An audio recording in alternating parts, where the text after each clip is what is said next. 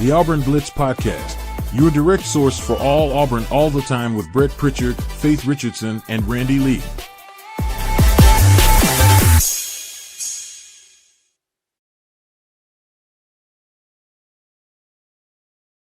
All right, everybody, welcome in here on a Sunday night. Only special occasions for things like this, and these special occasions have been too often, and too frequent for Auburn over the last 2 or 3 years. So we'll add one more to it. Auburn on the road yesterday against Texas A&M, and just an ugly offensive performance. No other way to spin it. Auburn defense did what they do all the time. They keep Auburn in a football game. I know Texas A&M moved the ball. They got some yards, but for the most part, the defense kept Auburn in the game and had the only explosive play, the only play in 4 quarters that you could really go back and use as a highlight, and that's pretty sad. So Auburn falls to Texas A&M ugly.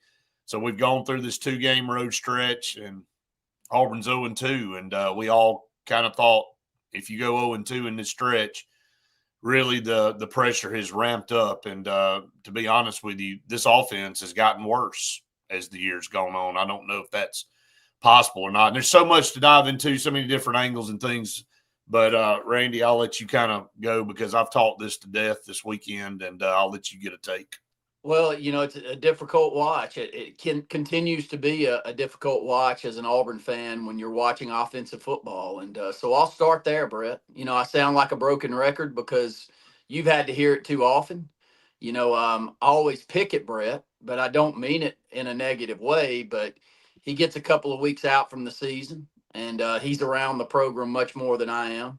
And so he gets a little bit of a positive feel for what's going on. And, and I've said this too often, outside of 3 seasons since we went this offensive coordinator as a head coach, we've only had 3 good seasons back to the Malzahn era that you can really point to. And outside of that, it's been very subpar football. And right now, as bad as we've really ever seen for Auburn. I think it's 3 years in a row that we've started 0-2 in league play, which is the first ever. There's a lot of first evers that are coming up right now. And but I think the main place I want to start, Brett, is just the same talk week in and week out. There's a certain point where I can hear you out. And as an Auburn fan and as a Hugh Freeze fan, for what he's done over the years from an offensive standpoint, I bought in. I wasn't jumping up and down when we hired, and you can say that, but I was good with it. And there was no part of me that thought he wouldn't bring great offensive play at some point. And, even after the first year where we go into the bowl game, we're just putrid, to say the least. I'm buying in going, all right, well, he's not really getting prepared for this bowl game because the bowl game's not overly important to him. And he's out there recruiting, and, maybe I can buy into he needs to revamp this roster and get things going. Not in year 3.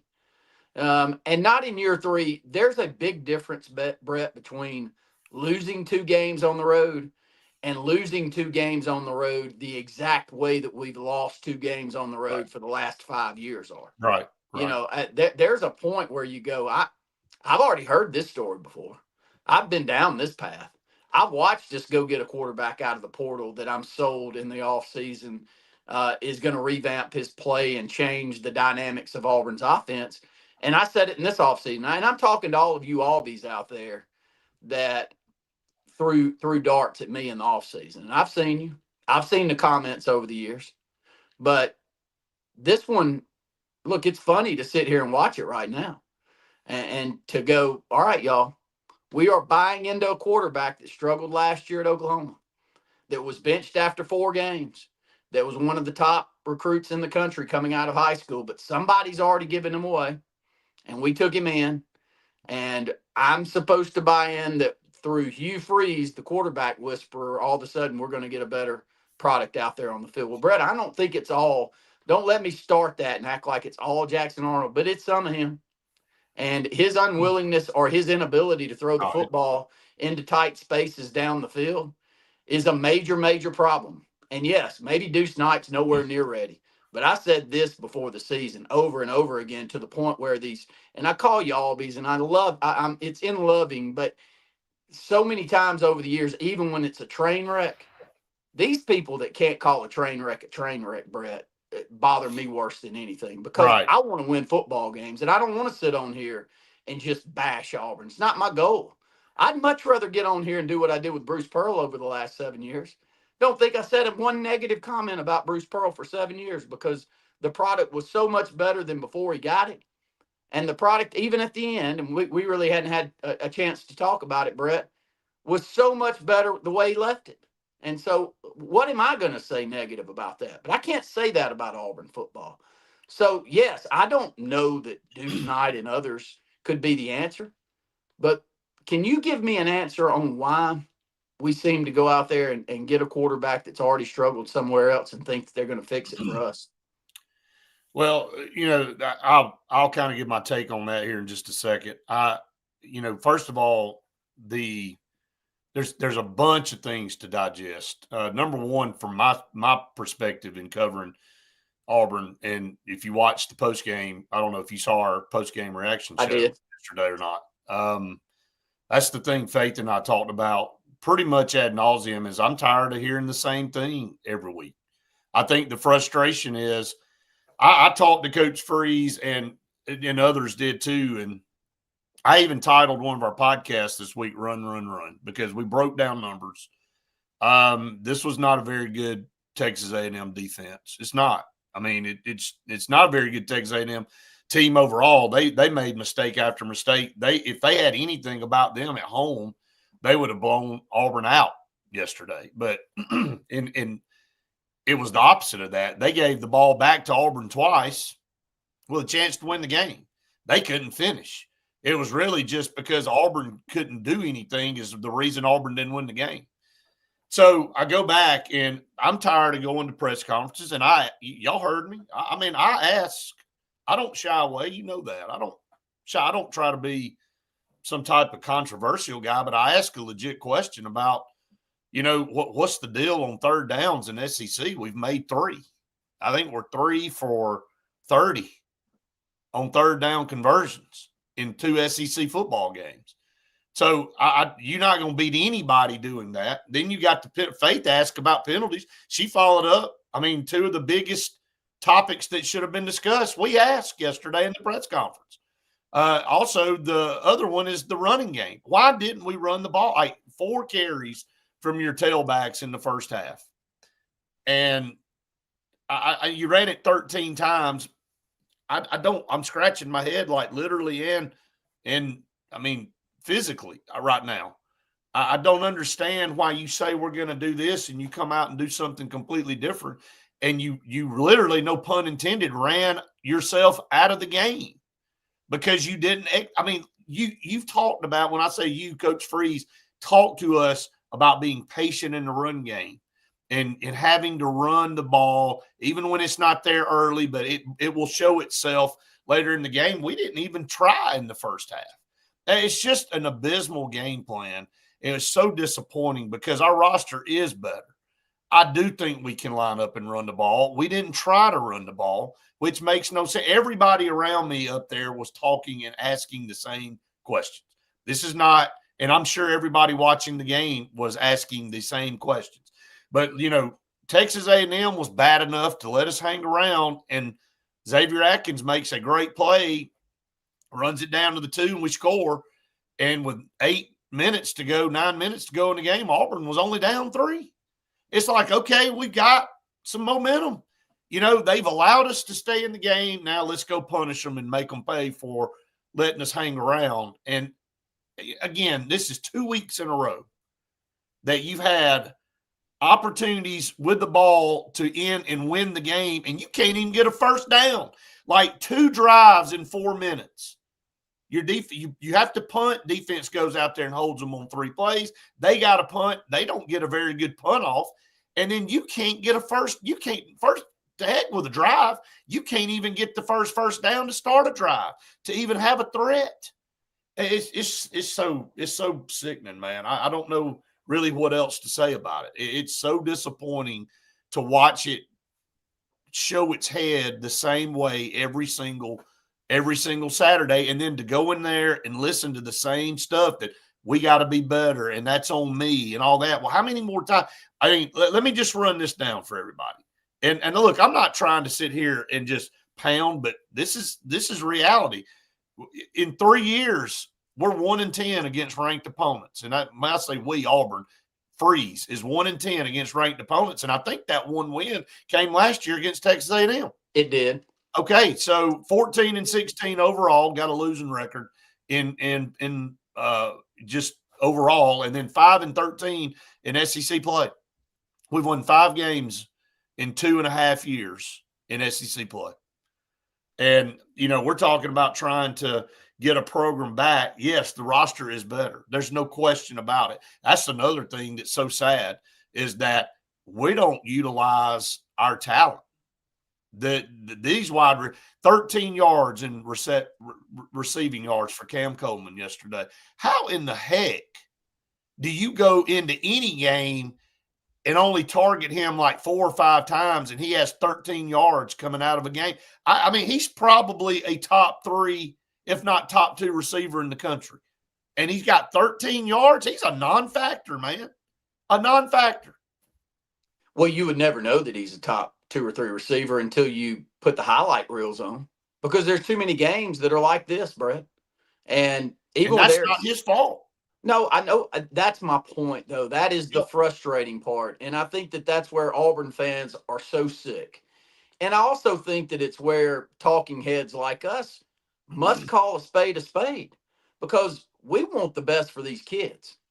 You and I happen to have one that we've been around for the last 5 or 6 years of his life. Like, I want him to do well.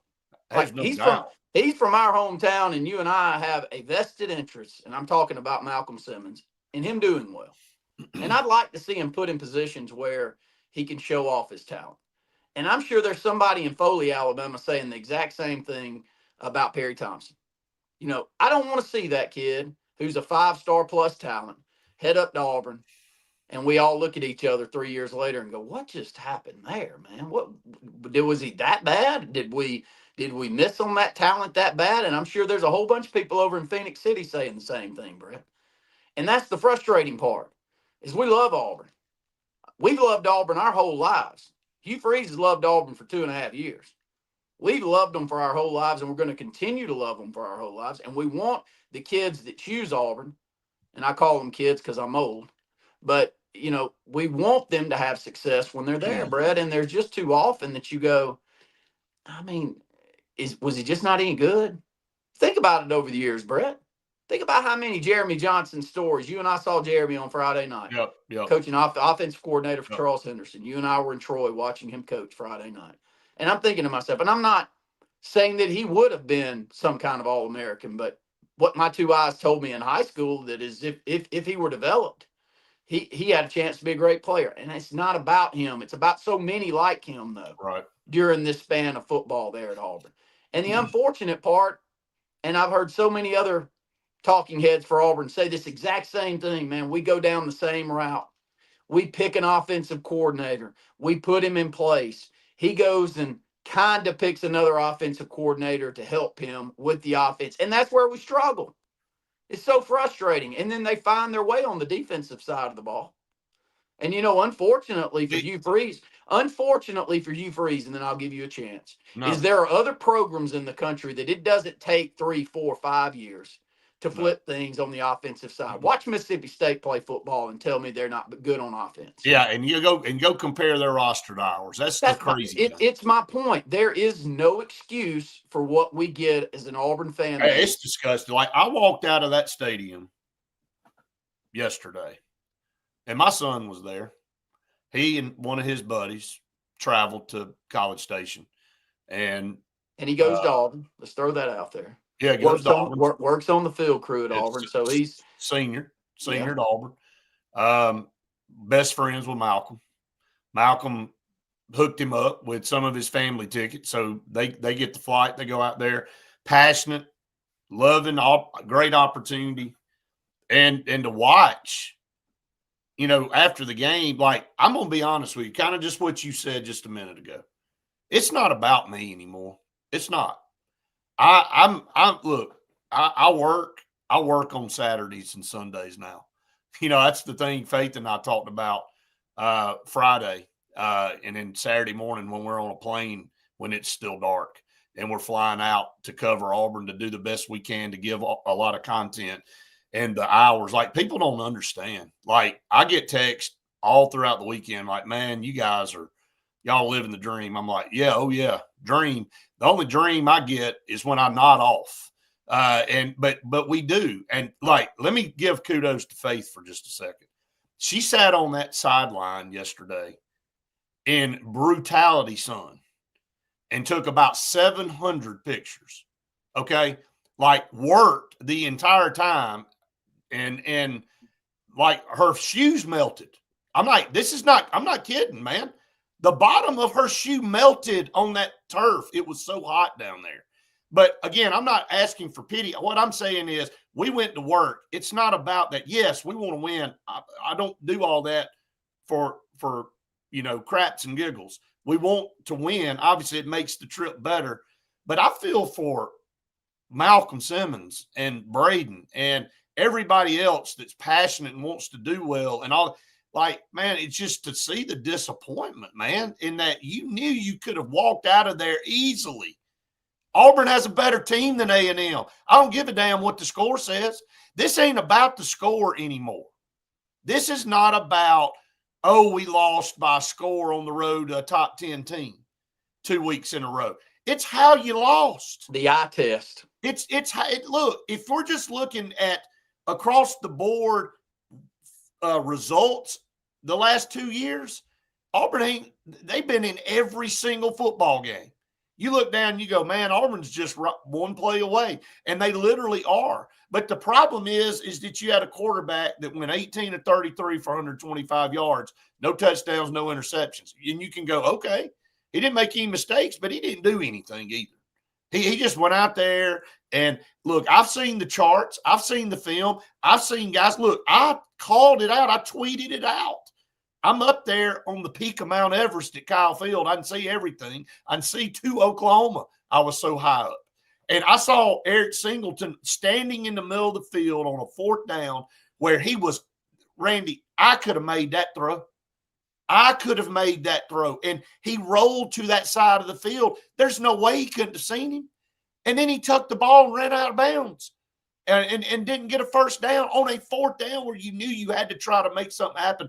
I just think that, and I'm not trying to take a shot at Jackson Arnold. I don't know him personally. I see him all the time at practice. I see him in the post game. I've asked him questions.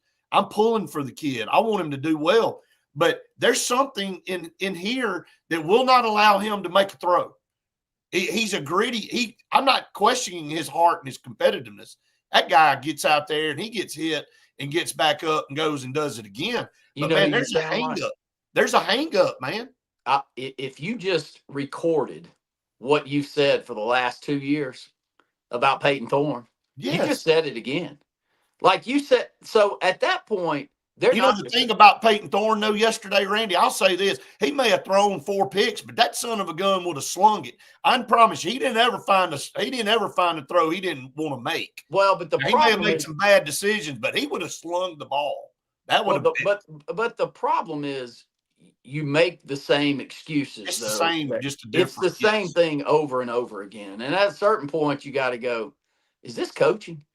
Is this scheme? It is. Is this? That's where we're going. Is this route progression? Is this new age to old school? Randy, there's nothing else that you can say at this point. You've got 3 years in with the roster you've built. This comes down to design. This comes down to, okay, why is your offensive line struggling with so many pre-snap penalties? Faith asked that question point blank yesterday to Coach Freeze. You can go back. I pushed that clip out. He's like, well, it's something we got to work on. Work on? I mean, why are we working on that 2 games into SEC play now? Why is that? This was supposed to be – everybody go back and find the podcast, multiple ones, where we broke down this roster in the offseason, and it clearly stated that this offensive line was supposed to be the most veteran group leadership wise on this team. It doesn't look like it. 6 linemen that came directly out of Hugh Freeze's mouth on on one of the press conferences that you attended, that we had 6 linemen that got an NFL grade, Brett. Yes. He was the one that said that, correct? Yes. That was not something that came out from NFL scouts. That was, I mean, what am I like? If that's the case, and look, I don't know who needs to go. I don't know which assistants are doing well. I know a few of them, so I'm a little bit personally invested in saying certain things about some of them because I like them. I really like them as people. Right. So I don't want to say a negative thing. And you're the same with Hugh Freeze. You love Hugh Freeze, Brett. Like, I'm not saying that out of left field. People know that have been around you. Out of it. This is business. Yeah, but that's my point, though, is nobody wants to see them successful more than you and others, Jason Caldwell and others that are constantly, working their rear ends off to give positive content and positive coverage to Auburn. But you also can't get on here and not call a spade a spade. It's not fair. It's not fair to the people that watch you, Brett, for you to come on here and say that. And I know you wouldn't, but my point is, if I'm supposed to buy into 6 of those guys are going to play in the NFL one day, and we get the effort that we get on the edge for 2 consecutive weeks, because Brett, is there any part of you that thought on that last drive yesterday that our offensive tackles would keep them out of the backfield? No, but let me tell you, and Faith can attest to what I said. It's funny you asked that, or you said you posed that. I looked at her, and here's the fan in me coming out. Here was the Brett fan coming out. I'm like, we've played this bad all day. We're about to drive down here and win this game. We're going to make some plays. I looked at her, and she kind of looked up at me and went, really? I said, yeah, watch this. They're coming right to us, and they're going to score right here, and we're going to win, and we're going to shot 108,000 people going to walk out of here minus about 5,000 because I think that's all we had there. Maybe not even that. Maybe it was one of the lowest crowds of Auburn fans I've seen in an away game. So that's another story. But she looked at me like, what? And then 4 and out later, she went, you ready to go back there to the press conference room? I said, yeah, let's go ahead and get a head start. And we walked on back there. But again, I'm wishful thinking, man, how many times Coach Pearl and I were standing there. He looked at me and he goes, man, they've laid this on a silver platter for us. And man, they have given us multiple opportunities to win this game. And he was sitting there hoping the same thing that we all were. Everybody is down there in the corner. Here's the thing. We can't make a play, dude. Like, this team cannot make a play on offense. Like, that was as bad a scheme on a last drive to go down and win a game as I've ever. It was what kind of play call was that on 4th and 1, man? What are you doing? And what are you doing? Nobody wants to hear this, but I bet what I'm about to say, every Auburn fan thought watching the game last night with Georgia and Alabama is like, you watched that last play call for Alabama, and it was such a thing of beauty, Brett. I mean, nobody wants to hear this, but I'm going to say it because I bet you thought it. And them leaking him out of the backfield to get a very easy pass when they had a whole lot of motion in the backfield and a lot of eye candy going out on, and leaking him out to get a nice, easy first down gain to just ice the game. And I'm thinking to myself, could we make a call like that? Do we have that in our arsenal? And I just don't see it right now. It's a combination. Can the coach make the call, and can the player execute it? It's a twofold deal. It's like it's a double whammy right now. I don't know which one's worse. But coaching executes an easy design play like that. I'm not saying the players don't have to go out there, but Faith's question is the most important one. Faith's question is the most important one for all of us to think about right now. And that is, why in the hell are we 5-6 games into a season and we're jumping off sides and giving up 5 yards here and 5 yards there? Playing behind the chains. I ask Eric, go back and watch Eric Singleton. I mean, everybody asked him, so what is the problem? Why can't this offense get going? He said, we starting every drive behind the chains. every drive. And like, we make it more difficult on whose ourselves. fault? Who do you consider the fault to go to on that? Now, you've been around football. Let's put it, you've been around some exceptionally good high school coaches that you've been Right. closer to than Auburn. Right. What's the one thing that you notice with those really good coaches? Oh, they're in control, man. They got They're in discipline. control, and they their got teams, they're organized. they're organized, and their teams do not blow their entire foot off for no reason. No. Look, you got to beat those teams. Like, they're not going to give you anything in a game. If you beat those teams, you have to literally go out and just play better than them, which means you're playing pretty doggone good because they're not going to mess up. They're not going to give you anything. And so you're right. I mean, it starts at the top, man. Let's be honest about it. I'm not saying directly, but Hugh Freeze is responsible for this football team and how it plays. So if whoever's in charge of coaching and getting them ready, I pushed out that video this past week of them playing the speaker in the ear of every offensive lineman and going on, claps and silent counts and movements and watching the ball and stuff. Like, they worked on that. They piped in music the whole practice. I mean, it was deafening in there. And I'll be honest with you, I've been to a lot of the SEC stadiums now. Kyle Field's massive, but it was weird. But it was kind of like, it was loud, but it wasn't overly like, man, like I've been to Florida where it kind of got to you a little bit, man. And I was at Kyle Field expecting, man, this thing is just going to be, I can't focus, can't concentrate. I was having conversations with Faith on the sideline when they were at peak yelling, and we were having an easy time talking to each other. So it was just weird. I don't know if it's the stadium design or whatever. It's a massive place, but I don't, it's an organizational deal, man. It's the little bitty things that make you, if you can't do the little bitty things right, you're never going to do the big things. The big things are never coming. Well, we got a lot of comments coming through, but I want to mention. Let me mention a couple of these. And Michael, I want to bring you into it because you watch us all the time, and I appreciate your opinions. But you say, "Relax, guys. We just have to find our identity." I think he's being sarcastic. I know he is. I know Michael well enough to know that he is. But he is making a great point, though. What the hell is our identity? Like I said this about Gus Malzahn. Like, I feel like we fight ourselves on this identity sometimes. Gus Malzahn comes in and in 13 and 14, I know exactly who we are, man. We're going to run tempo. We're going to run it down your throat. We're going to play physical football. We're going to get a guy back there that can run an RPO style offense that can keep you honest on the edges and throw the football down the field. And we're going to go recruit, hopefully, somebody else to come in and do a little bit of the same. I felt like I knew it. And then in 15, hell, we just changed. We totally went away from that. We went to a pro-style offense. I don't know if he talked himself into thinking that he couldn't beat the nemesis across the state without going into a different offense, but that's what we did. And then nobody knows what the hell Brian Harsin was doing. But I felt like, Hugh Freeze, unless he is just lying constantly in press conferences, wants to play physical football and run the football.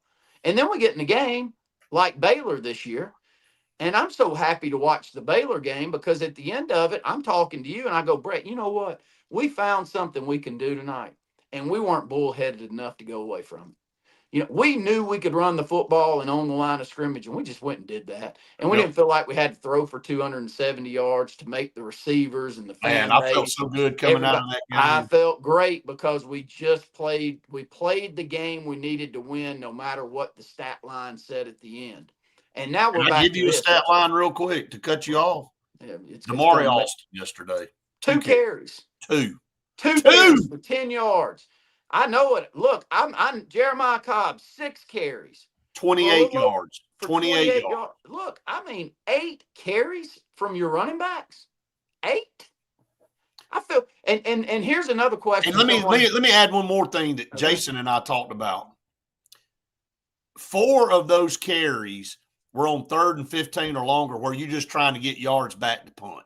That's even worse. So you would even consider that an insignificant carry. Like, that's the very first thing Jason asked. Like, in order of the press conference, it was Jason, Ferguson, and then me. And it was like, you ask about the running situation, you ask about the ineptness on offense, and then you ask about the third down conversions. And it was like, what the heck, man? Like, all of those things in combination are like, what the problem? I mean, and it was the same. And when he got to me, he said, look, I hate to be a broken record, but I mean, this is something we got to fix, and it starts with me. Okay, I get that now. I've heard that. I mean, what is the plan to fix it? Because look, it was 16-10, but that was basically a defensive touchdown. Okay. Yes. The offense didn't score that. So we scored, and I'm not on the team. I'm not part of Auburn's program. I cover Auburn. So let me say that. There is no we. Auburn scored 3 points on offense in an SEC football game. 3 points. And, you look at it from a standpoint of, why did they only score 3 points? Because they didn't get a first down. They were 0 for there. They ran the ball 24 times. 15 of them were Jackson Arnold running. Hey, let me throw. I'm not sure how many of those were designed. Maybe half. Maybe half. Maybe half. Half. So here's my point, though. We had 8 carries from the running backs that were designed. Right. And we had maybe 8 carries. I'm going to give them the benefit of the doubt. Yeah, 16. Total. Yeah. Because I think that he was just flushed on those. And then one time you ran Eric Singleton back there like you were going to run him off left side. Like, I'm like, what? I just, man, it is. Like, I know we can keep going and going and going. And look, we got a lot. Look, I know we got a lot of comments. We can't get to all of them. Y'all keep them coming, though. We'll hit one every once in a while. And some of y'all are talking with each other. That's great. I feel for our defense, man. Our defense plays well enough to keep Auburn in football games. And let's look at Texas A&M. Marcel Reed, dude, his numbers are horrible. 15 of 22 for 200 yards and a pick. That guy didn't do anything. Nothing. Well, nothing. But here is the deal. But Le'Veon Moss had 139. Like, this guy coming into the game, Randy, he was about as average. He's got 307 yards rushing now on the season. He had 139 against Auburn. 139. All of a sudden, he becomes an All-American out there. And then they had another guy that went for 42. So that was majority of their rushing yards there. But I don't know what more the defense can do. Is they held A&M to a couple field goals there late to keep Auburn in the game, kept handing the ball back to the offense, couldn't get a first down, man. Well, Scott has a comment here, and it's one that he said over the years to us, Brett. Pretty much, what we saw in that Baylor game, Auburn can be. Yes. If you embrace that identity, you can do that. But, Scott's question is, do you think there is some part of Hugh Freeze that is unwilling to embrace that identity? Absolutely. I really and truly feel like there is a part of him that goes, I'm going to be stubborn enough to show you that I can win the way that I've won before. Guess what? I was standing outside the locker room at Baylor after Auburn won that game, and the receivers, every one of them, were elated.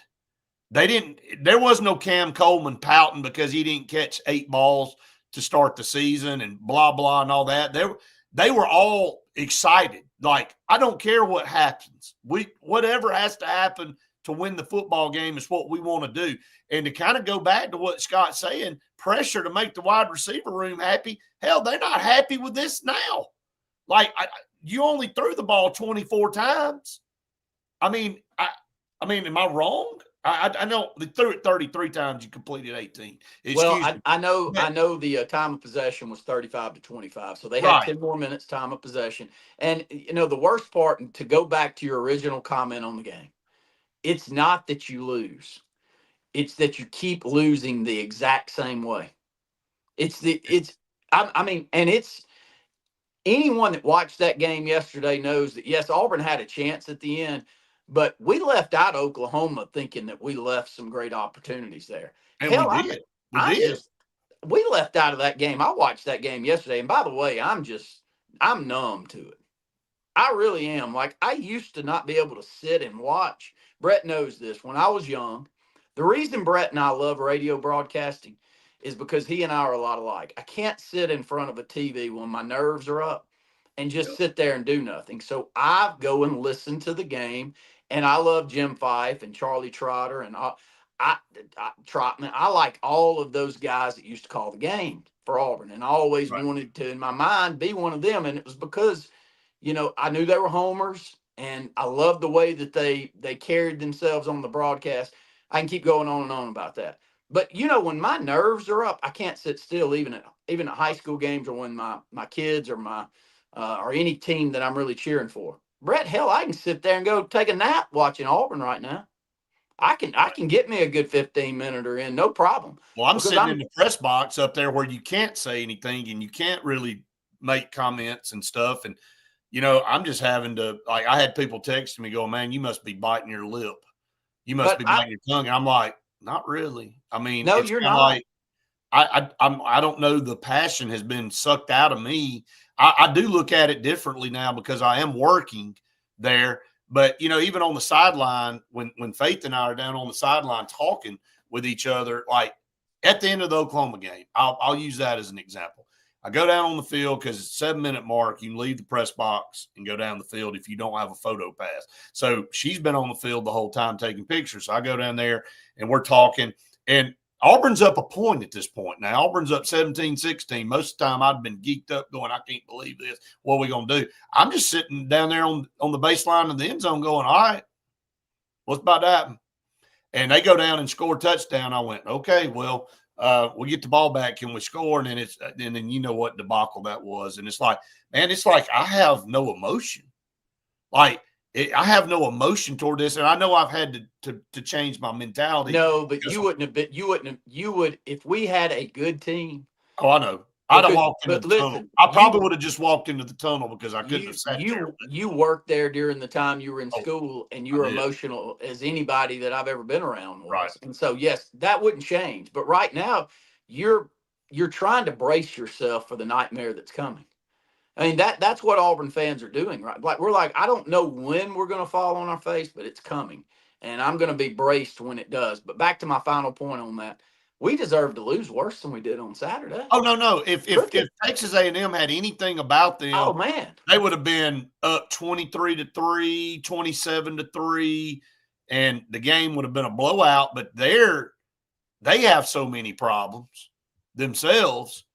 And by the way, Marcel Reed, I hadn't seen anything that excites me at all about him. He is about as pedestrian of a quarterback as I've seen. And so Texas A&M's 4-0, but if I'm looking at this film, I'm going, we got a lot of stuff to do as the number 9 team in the country. Now, granted, they have Mississippi State coming in next week. Man, Mississippi State's playing like, who in the heck would have thought this? But if Texas A&M doesn't play better than they played against Auburn, I wouldn't be shocked. Well, but here's the deal, rolled in there and won the game. But they got other games. They got Missouri, LSU. They got some tough, and they got Texas down the line.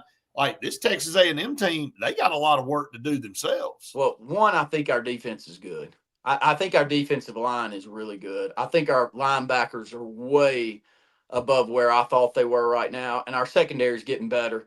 And we've said it all year. DJ Durkin did this last year, and by the end of the year, we had a really solid defense. So I think just we're don't give up a lot of points, man. Like they'll have a bend, they'll give up some yards, man. But when you get in the red zone, it is hard to score on a DJ Durkin defense. But I will say this about the two offenses, and I'm not trying to give them unneeded credit, but when you play Auburn and watch the way we play on offense right now, Brett, and you go on offense, you just try not to screw it up. Because and you've been in games like that, and you've called a lot of games like that where when you know the offense across the way can't find their way, like you're just trying your best not to do what they did yesterday. when they throw a conversion play and we pick it off and go 74 yards, and the 74 yards is more offense than we got the entire second half from our Yeah. real offense. Yeah. We got 72 yards of offense and 74 on an interception return. And trust me, the Texas A&M fans and people were going, why did we do that? Like, that's all we my had to do point. is run the ball and kick a field goal down here, but we just threw a pass and gave them a chance. It's my point, though, is Yeah. it makes offenses, when you are this bad on offense, Yeah, it makes the opposing offense go vanilla. Why would True. you not? true.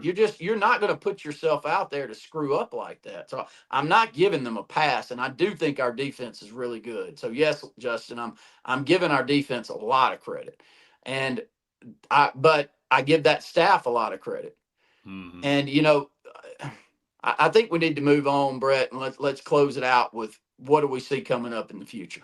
Here's what I see. I watched that game last night with Georgia and Alabama. Yep. Man, oh man, oh man. You look, they can play as poorly as they want to at a single game like they did against Florida State, but that is two very good football teams. I'm talking about very good football teams that play physical. Georgia's got the ability to run the football, Brett. They ran it down Alabama's throat. They blocked Alabama on the edge. Right. They sealed off their defensive line a little more than I expected them Georgia to. missed a big time wide open throw. They had a lot of chances. That's not my point, but we play them. And my eyes are going, oh, good gosh, have mercy. I mean, there's no part of me, even after watching that game on Saturday night in Jordan Hare Stadium, not thinking that game will be close because of our defense. It had nothing to do with our offense. I think our defense will go out there. They did last year in Georgia. I mean, that offense was terrible.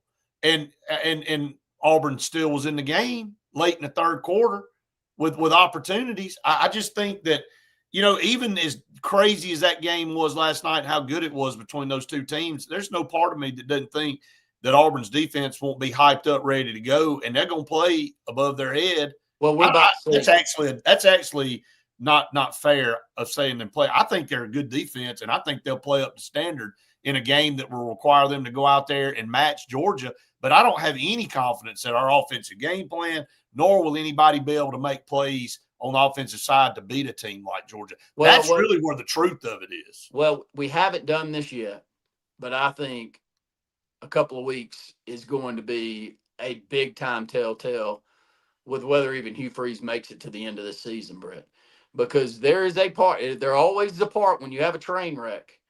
There's a certain part of each game where the train wreck really begins, and you go, okay, well, there went the defense. The defense finally just said, right. They throw up the white flag, and I can't carry you the rest of the time. And over my life, we haven't had a lot of these seasons. Now, unfortunately, we've had more of them of recent. But up to that point, we can go back to 98. It's going to take me a while to find one in the 80s that was anywhere near like this. I don't think they existed before I remember. You make it be 78, 79, or 80. One of those last years for Barfield may have been one that everybody goes back to and said that they gave up. For the most part, we were in all these other years. Even at the end of the Dye era, we played tough during that stretch. But Brett, I'm really worried about this Georgia game because I think that they're very good.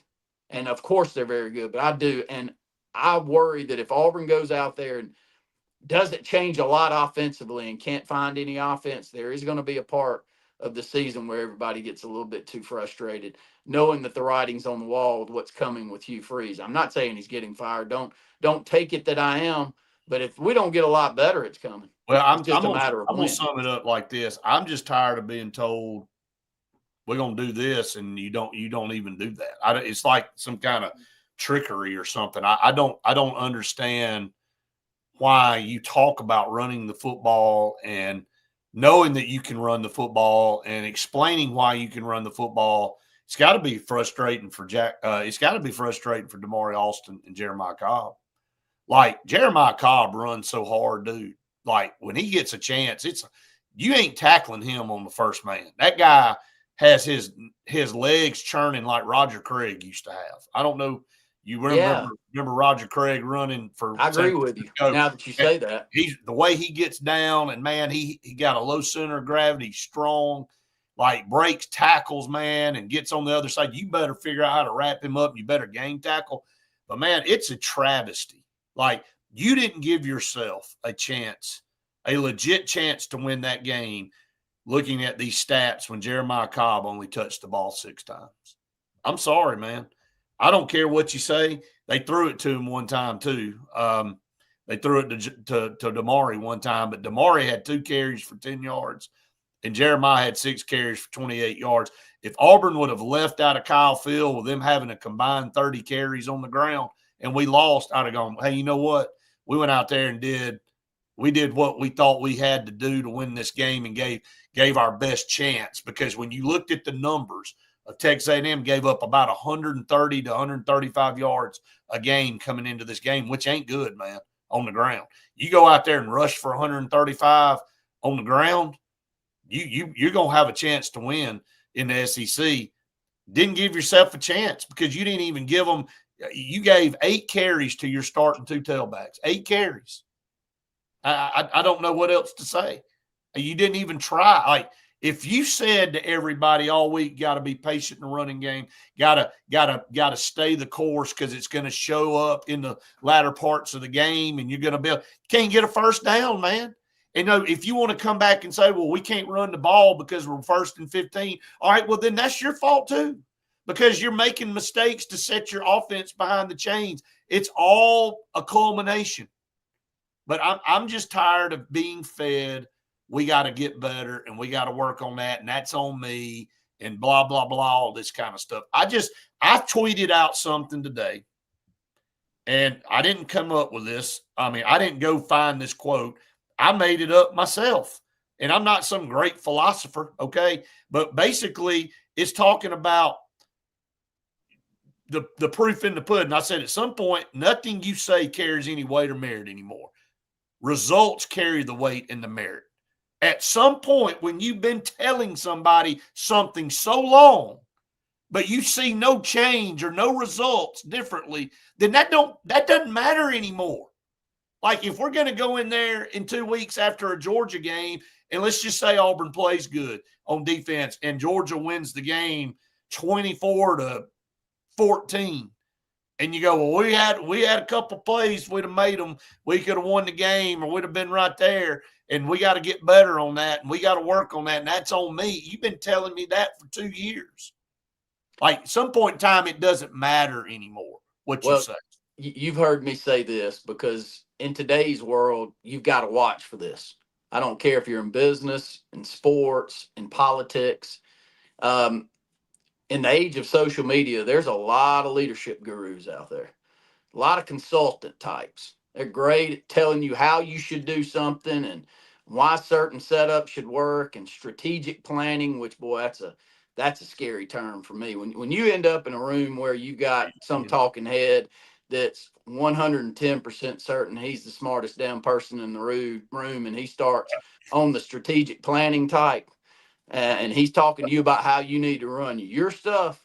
Boy, if you don't get up and run, you don't know much about leadership gurus like I do. But you have to watch it. And Brett, you and I've seen a few coaches come through over the last couple of decades where, man, they talk and they sound so good, but what they do after they get through talking is polar opposite from whatever they're preaching to you. Right. And there's nothing more frustrating. And here's something that you've always said. A 16, 17, 18-year-old kid's not stupid, Randy. They're not stupid. They're not. You know, and I promise you, a 19, 20, 21-year-old guy he's not an idiot. And he watches the way that you work. And he watches that you get on camera and you say things that you don't actually do yourself. And I've heard it from the horse's mouth over the years. And I'm talking about players in the last couple of years that I've talked to that they're no longer with the program. But I've talked to them, and you've talked to them, because we happen to be around these types. And they got a lot of questions about Hugh Freeze's work ethic, and an awful lot of questions about the way that he schemes throughout the week and how much effort he puts towards game planning and stuff. It's not me. I don't know.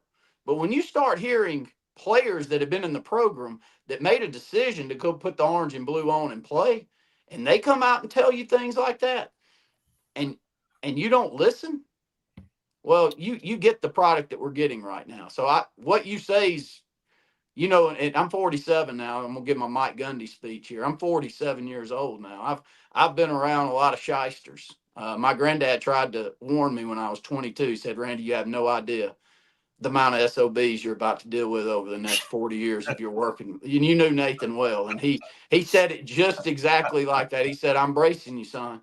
He said, "You have no idea how sorry humans are, but you're about to find out because you've been sheltered a little bit, but you're about to go into this business world, and there's a lot of sorry individuals out there." And 40, Amen. 25 years after him telling me that, Amen. oh, praise you, Nathan. You couldn't have said anything more clear, but that's the point you're saying. And that is where all the Auburn faithful are starting to have enough of Hugh Freeze. We hear him I say just these look. things, I'm also but we going to don't say get any this. change.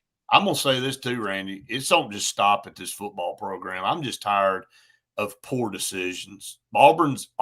Look, and all the fans that are watching this that aren't fans of Auburn that are eating this up, they love hearing how bad Auburn's doing right now. That's great because we do the same when your team sucks and you melt down. I'll say that for another day. But you know, I don't.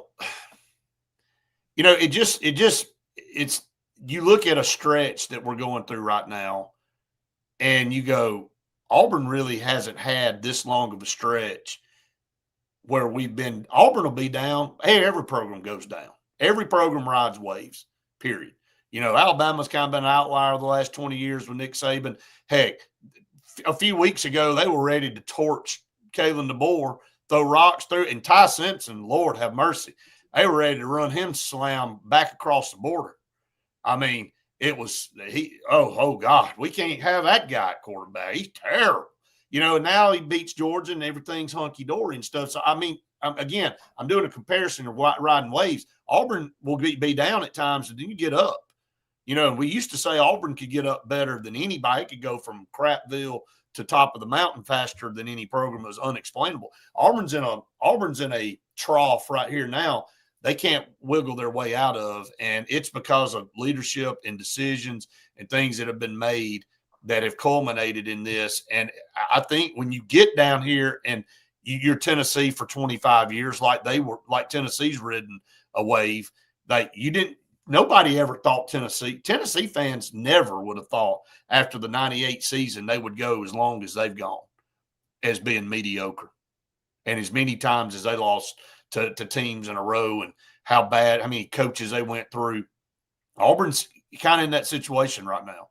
And you and I have never witnessed it in our lifetime where you've had 4 losing seasons. Maybe if things don't turn around 5 now in a row. It's never been a stretch in our lifetime where it's been like this. It may have a couple years, may go 11 and 12, but then 13 rolls around, right? May go 15, 16, then 17 rolls around, right? I mean, it just happens. May have 08, 09, but then 10 rolls around. And it's like, okay, you know, but right now it's the worst stretch. And it's not like you don't have players, man. That's the thing. Again, it goes back to take me out of this. Take me and you out of this. We got nothing invested in this. I feel for Kieron Crawford. I feel for Malcolm Simmons and Cam Coleman because they committed to come to Auburn. And I want Auburn to continue to get top echelon players. I'm looking into the future of things that you got to do to have a sustainable program. And Auburn will get back. Let me just say that for everybody. Through whatever combination, the fans, and I say this all the time, and again, going back to what I was about to say originally to all you fan bases out there that are watching, Auburn fans deserve better than this. They do. I looked up there, man, the group that traveled, nobody's more loyal than Auburn fans. And then they'll show up in 2 weeks on Saturday night. That environment will be second to none. You would think Auburn's undefeated, number 3 in the country when Georgia rolls in there. I'm just telling you. I'm telling you. It's going to be a crazy scene. And the players will feel that. The recruits in the stands will feel that. And they'll go, man, this place is magical. And then they'll snap the ball, and you go, what in the hell is going on out here? And then it's like, why can you not put the pieces together? Like, what is the disconnect?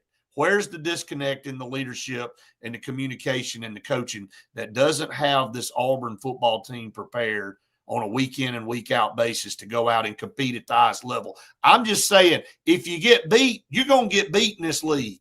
Alabama ain't done getting beat. You can write that crap down. Georgia probably ain't done getting beat.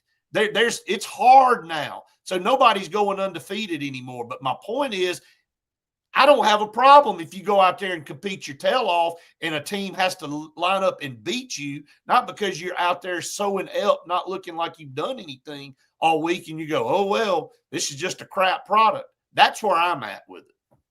I think it's where we all are, Brett. And if I had an answer to your question, I'd love to give it to the Auburn leadership and the faithful, but there's no answer there. I can't find it. And look, I want Hugh Freeze to work, but I have I have zero confidence in Hugh Freeze right now. He gives me none. He's an excuse. Well, and I watched something. Look, let me finish, and then I'm gonna give you a chance to close. But I want to tell you my thoughts watching him talk. That's where I want to hear this. Yep. Watching him on the sideline, you don't get to watch that, Brett. Yep. That is painful. You have you ever watched someone that looks inept to come up with a decision, like they look disheveled? Yeah. It doesn't give you confidence. The great coaches, you can feed off of them.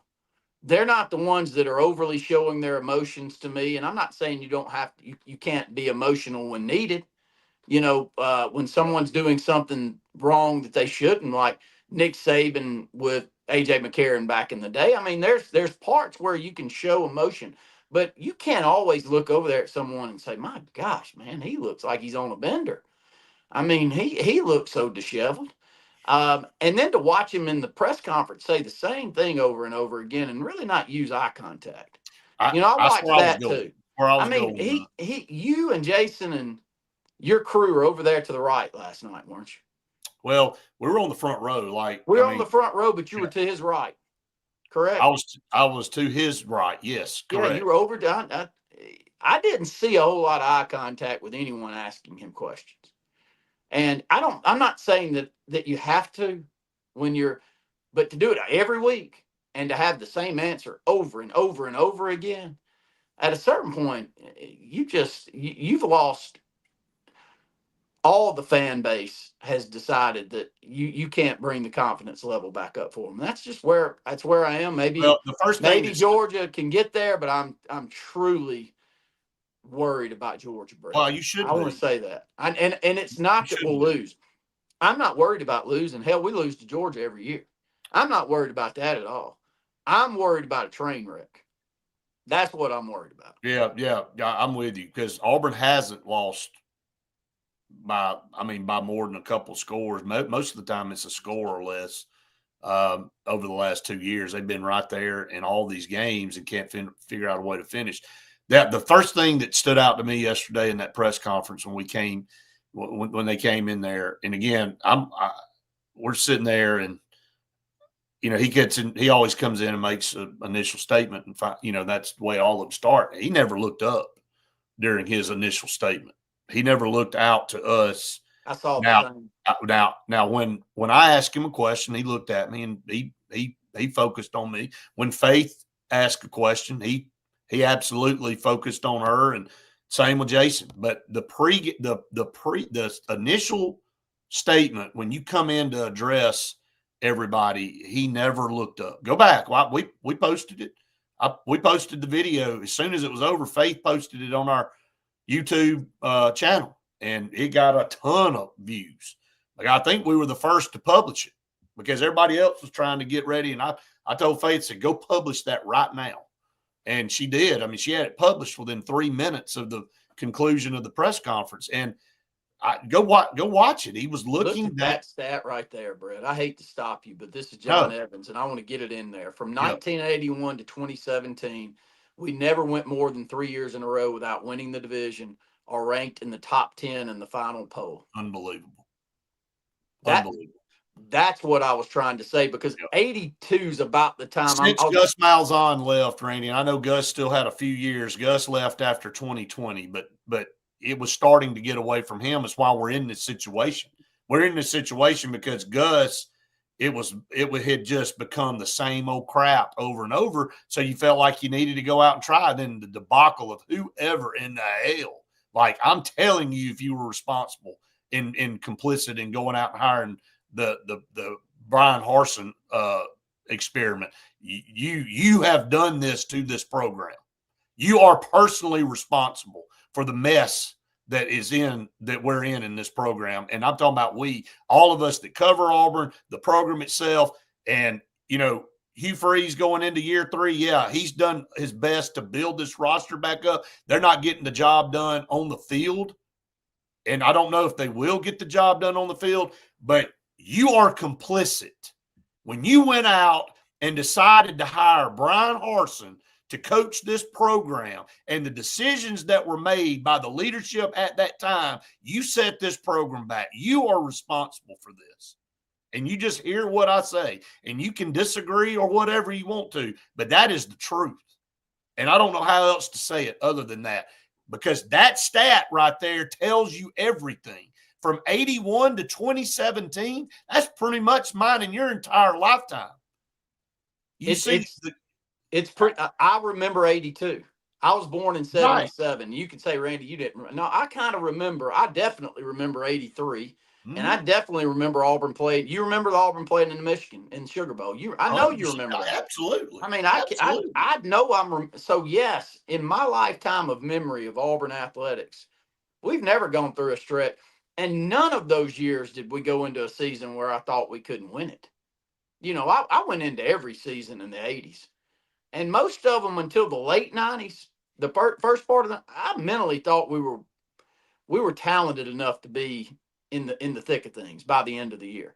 But I'm so far removed from that. It's the reason that I'm numb to it. It's the reason I can take a nap for 20 minutes in the middle of the game and then wake up and read y'all's 800 comments coming across sick. And then I'm wondering why I don't just stay asleep. I mean, that's how numb I am to all of this at this point. It's miserable. Well, I mean, again, I know we got to get off, but because I got to get up in a few hours, do it again. So I just don't understand like that. To me, I'm gonna frame that one.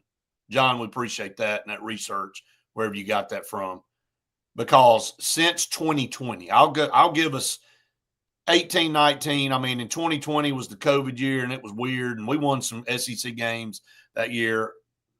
Whatever. But after that, Brian Harsin absolutely destroyed this program.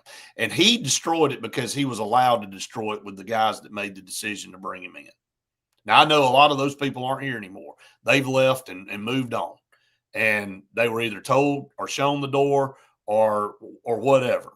But this has damaged this football program tremendously. That's how bad a decision that was. And Alabama had years where they had some really poor decisions and it damaged their program. And the only way they got it back was by the grace of Nick Saban and his work ethic and the machine that he was. That's the only reason Alabama got back, is because they hired that guy. Well, here's the deal. If we're looking into a crystal ball and we don't know what the future holds and transition at what point in time is going to come in, Auburn better get the next one right. And again, trying to right this ship, and we're not throwing the flag on the field yet and waving it completely, because things can turn around. We've seen things turn around, and you got to stay hopeful to a degree. Again, after the Georgia game, you're going to know even more, but you're going to go into a stretch where you feel like you can compete on an even scale with those teams coming up.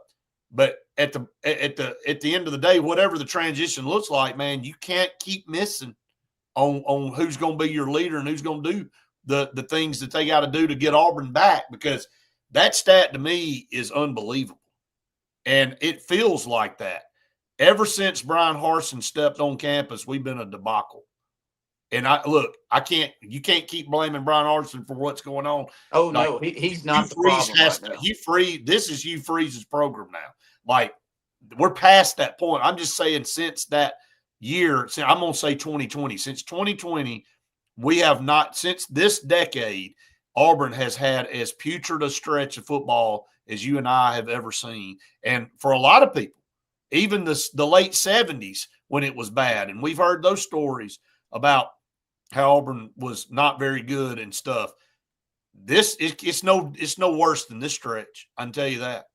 Oh, I don't think it's as bad as this stretch. I think the numbers will prove that it's not as bad. I mean, Barfield had a couple 8-win seasons. I mean, we're nowhere near that. Yeah. And look, SEC. Here's my close.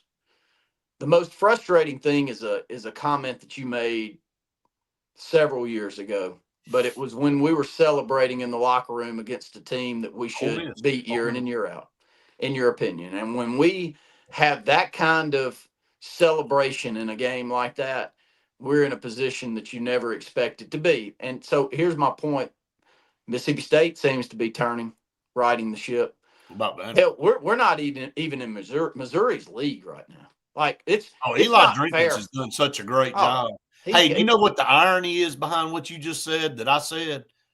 At the podium yesterday, Lane Kiffin said, "Let me thank our fans for not storming the field," because he said, we went out and did what we were supposed to do, and we are at a point in this program now where when we go out and beat a team like LSU or a ranked team, that we just did what we were supposed to do and go win a game. It was not, oh man, that was a program-changing win. Everybody run on the field. Well, and they are. Well, that's what I'm saying. Yeah. I'm just saying the irony behind what you said is that we went into a locker room after beating Ole Miss, who was terrible at that time, and we were celebrating. And I got mad because I'm like, why aren't we acting like we won the SEC championship when we just came over to Oxford and beat an Ole Miss team that, when you look at the history behind our series, they don't even sniff us. And why are we acting like we just won the SEC? Like, why can't we just go over there and pack our crap, get on the bus, and come back and go, all right, we did what we were supposed to do?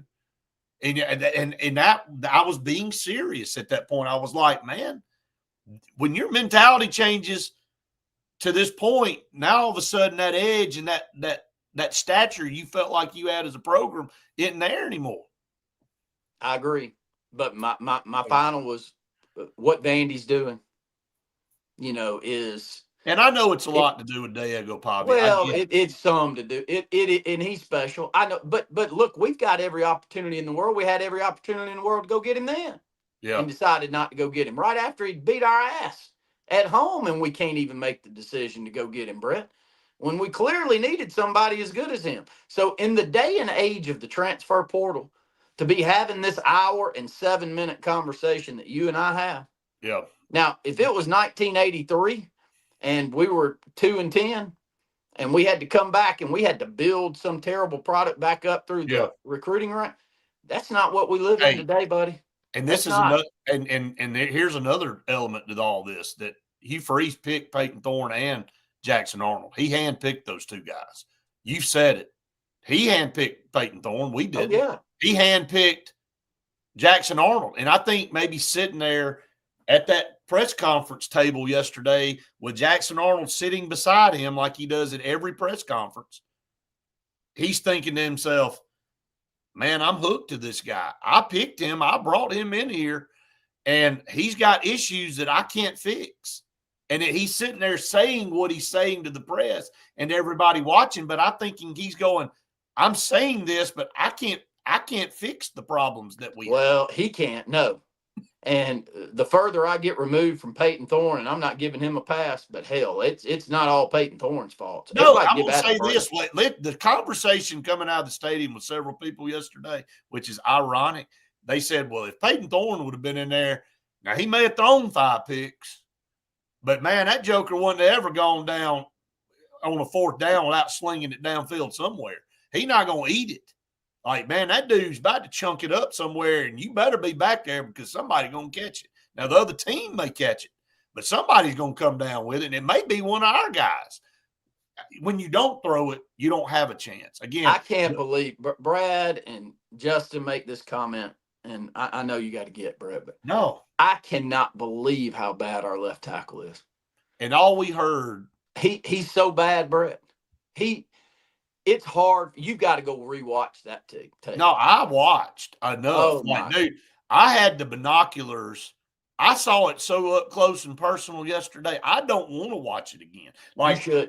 hey, we're in the airport. I got to tell this story. Faith said, "Hey, can you pull out the computer and let's start loading the photos?" I said, "No." She said, "Why?" I said, "I don't want to look at that anymore." I said, "You can load them up." But I said, "I don't want to load them up. I just don't want to." She just started laughing. We're sitting there. I said, "I don't want to relive that again right now. It's too fresh on my mind." And so, again, it is that the offensive line is partly to blame, and Jackson Arnold is partly to blame on this. But as a whole, this offensive unit is anemic, and they're inept, and there's no other way. And I'm not talking about our skill guys. Take our wide receivers and our running backs out. Take both of those out. It's the line and the quarterback right now, and that's where it all starts and stops. I don't know how else to spin it. Football starts at the line of scrimmage and with your quarterback. And when those two units aren't firing on the same page, then you can forget the rest. I don't care if you got daggum Bolitnikoff and Jerry Rice and whoever the hell else you want out there. Ain't going to help. They can't get the ball. I mean, can't believe that. All we talk about is how great these receivers are, but it's not their fault, man. Brett, it's both tackles. It's the right tackle. Don't let me leave the right tackle out. Don't leave Mason Murphy out. Yeah, don't. I mean, that final block that he had, there was nothing more fitting than Auburn's loss than him to get his ass beat off the right side so bad in a crucial moment and then walk back there just as nicely as he could be and try to help Jackson Arnold up off the field. I know. I'm thinking to myself, I mean, I've got a bad temper anyway, but I think I would have just kicked his hand over to the damn sideline when I saw him try to reach down there, because there's nothing he could do. I mean, he had like a half a second to blink, and then he's going to get all the, everybody's going to blame it on him. Like, he's taking, like, I've seen up close and personal the last few weeks some shots on Jackson Arnold where he got hit like a truck hit him.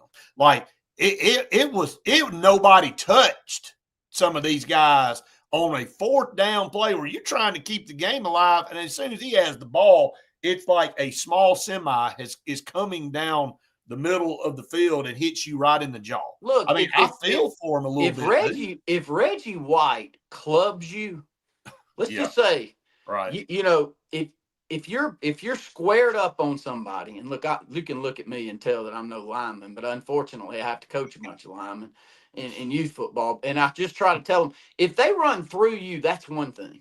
Right. But at least get your body to the proper position where they've got to run through you and Reggie White you and pick you up off your feet and move. Right. Hell, that ain't the problem, man. We're so slow coming off football. We're getting beat so bad around the edge. I mean, it's Chris Capps-esque.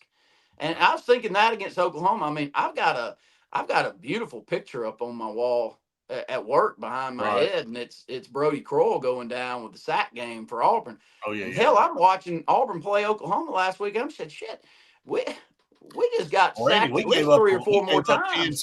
We gave up 10 sacks at Oklahoma. That's and gave point. Up. I mean, it's just a sack fest. And going back to kind of some of these comments, going back to this stretch of games, I mean, heck, we've got several people that have come in here and said, no, the Barfield era, like Ken just said, I mean, basically, I lived through the Barfield. I was there for Barfield. Brad said that same, said, we're as bad as we've ever been right now.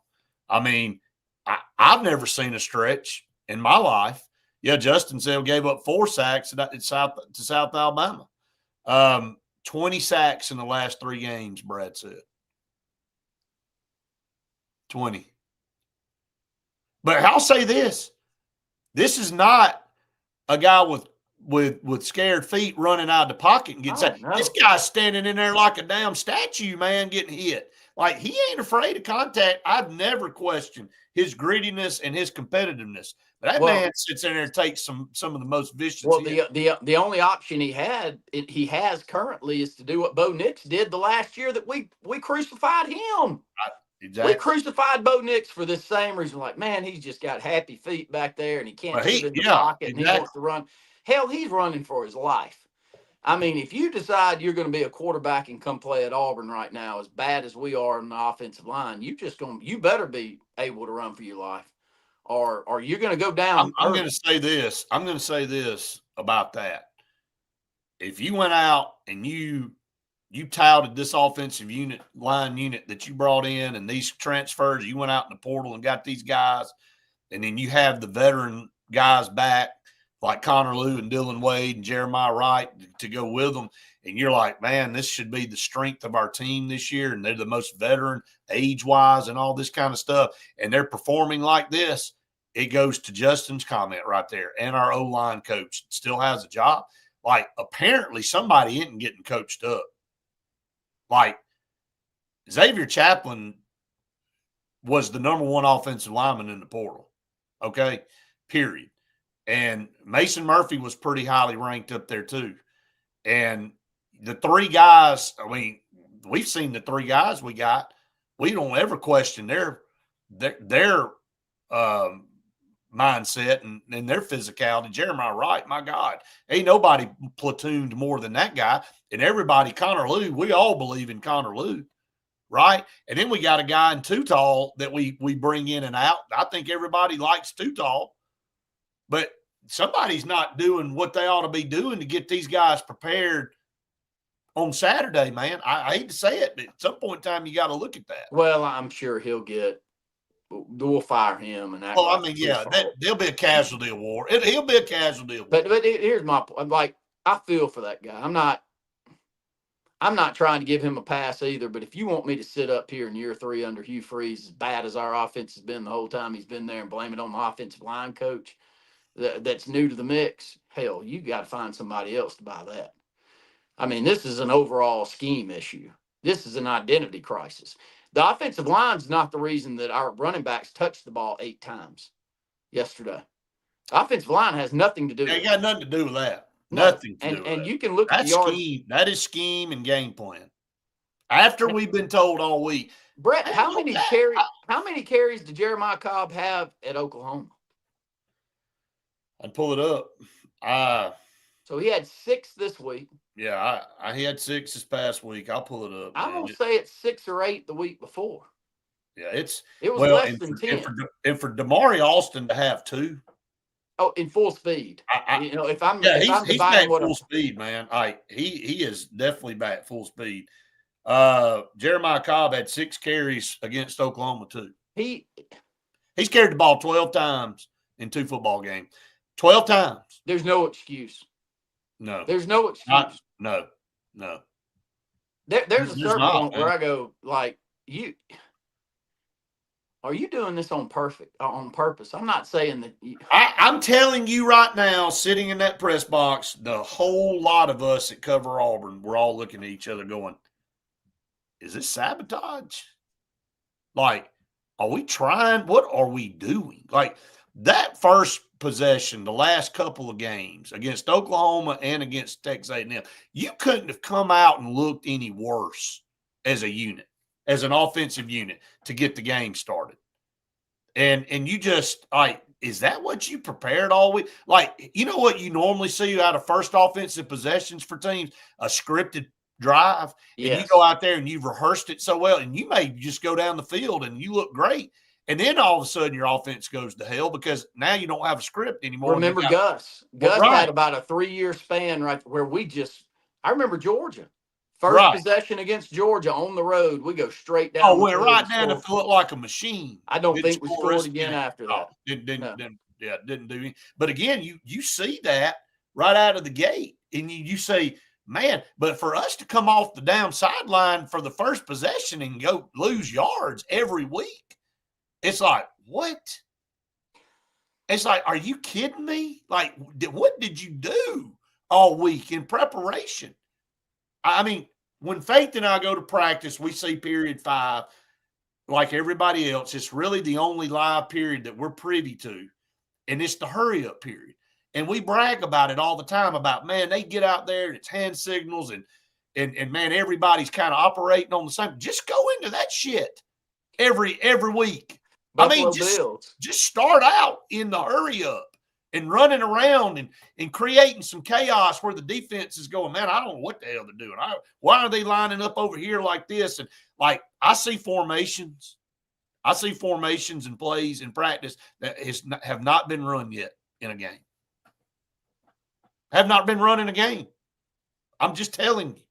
I see formations and things that we do or what Auburn does in practice that they haven't run yet in a game, and it works.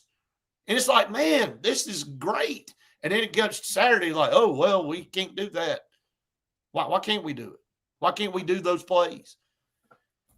I mean, I don't know. Like, I don't know, Justin. I don't know. I mean, and again, the golf comment, Michael, you're privy to that. You're susceptible to taking criticism for that when you have this kind of product. Like those things come back to roost when you're in the off season and things are going on and recruiting and all this, and people are writing articles about what you're doing in your spare time when you should probably be doing your job. Again, you're susceptible when you have this kind of result. This is, you know how when you used to say, "Oh, did you study for that test, Randy?" Oh yeah, I studied. I did, man. I studied. And then the test came, you made a 12. Like, okay, you said you studied for that? If you did, man, you got other problems.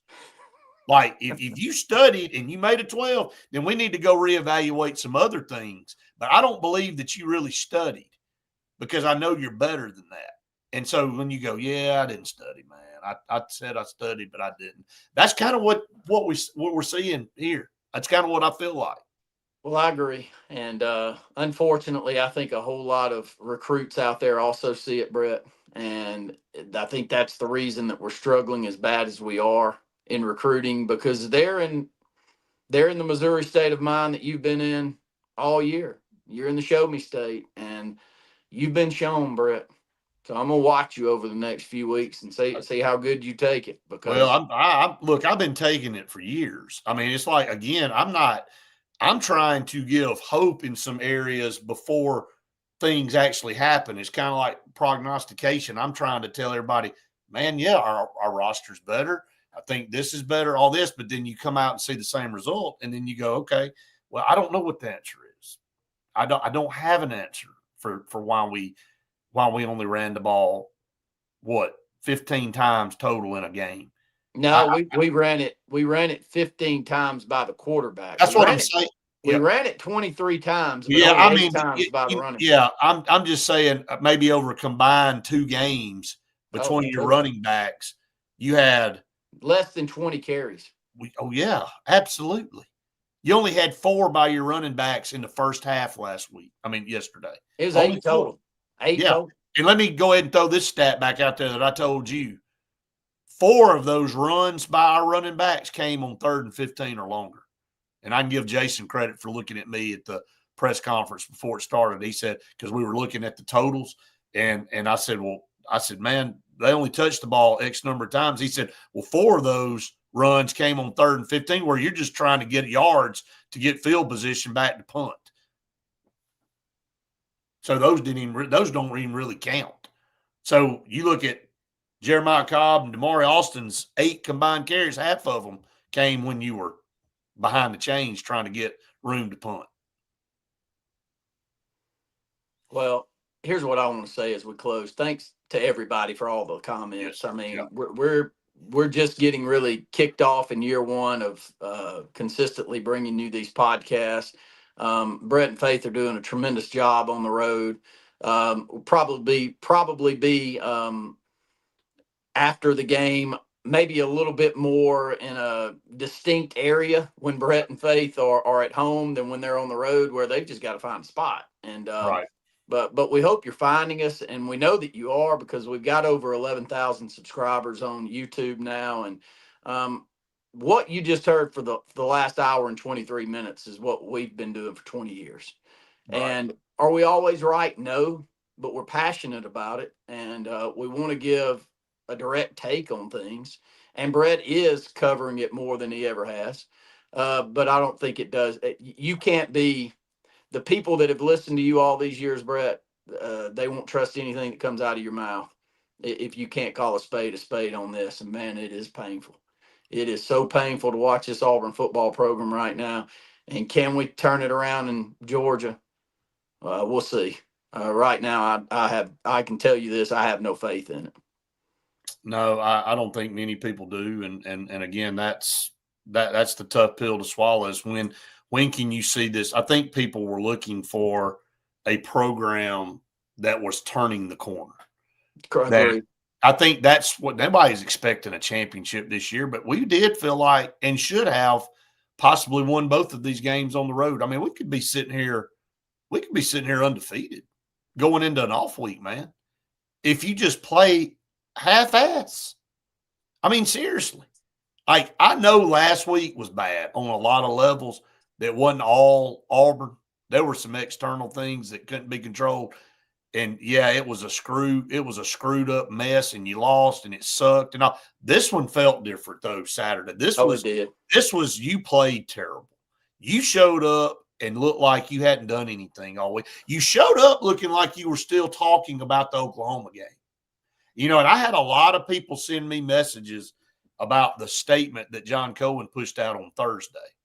And I was even asked on Gary Harris's show Friday, Randy, the timing of that. Gary Harris asked me specifically, he said, Brett, your thoughts on John Cohen pushing a statement out about the Oklahoma game on a Thursday when you're 2 days away from going on the road again, playing another tough opponent. Are we still looking in the rearview mirror? He's like, look, there's no question that was a poorly officiated game and there was some bad crap that went on and all that. But he's like, you don't want that hangover to carry over. And I think it did a little bit. I actually said, well, I don't think so. I think the team has moved on, but maybe John Cohen felt like he owed it to the Auburn fans and people to say, look, we're supporting, it sucks that it happened this way and blah, blah, blah. But apparently it felt like it was a carryover. It felt like there was a hangover of the results because it didn't look like there was a lot of preparation going into this past Saturday.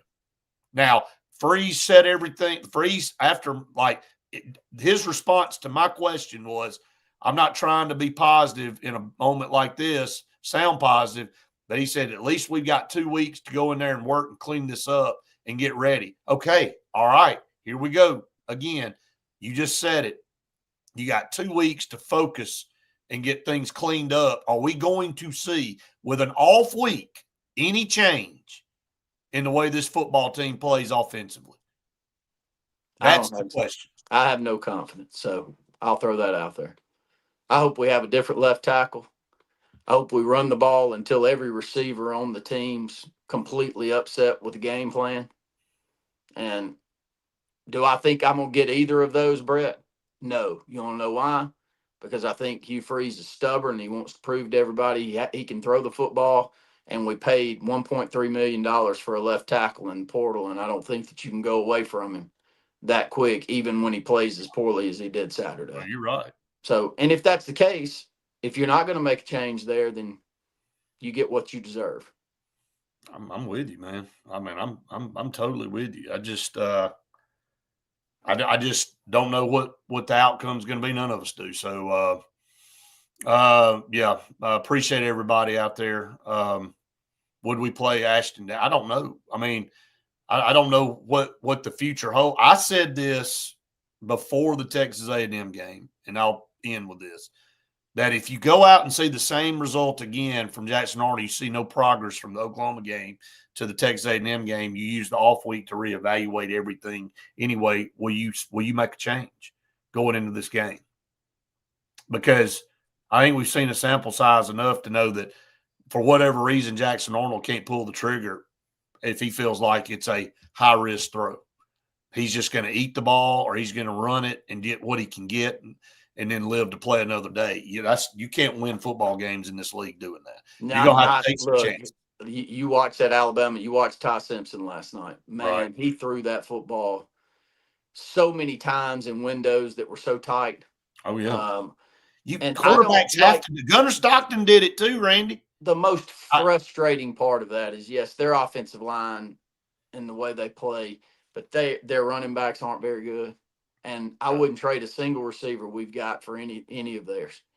No. And that's the most frustrating part of watching that Alabama game last night is I finally can say that I like some of our guys better than theirs, but we can't produce on the field, which goes back to development. And it always has, even when we've gotten pieces like Tank Bigsby. Hell, we can't even take advantage of having somebody as freak show as him on our team. When Bo Nix is your quarterback, you can't take advantage of it. Don't get me started. We've gone an hour and 29 minutes. I'm hopeful that I wake up tomorrow and I'm in a little bit better mood. All right. Well, let's everybody, in case you were wondering, I'll be back with you at 8:00 in the morning.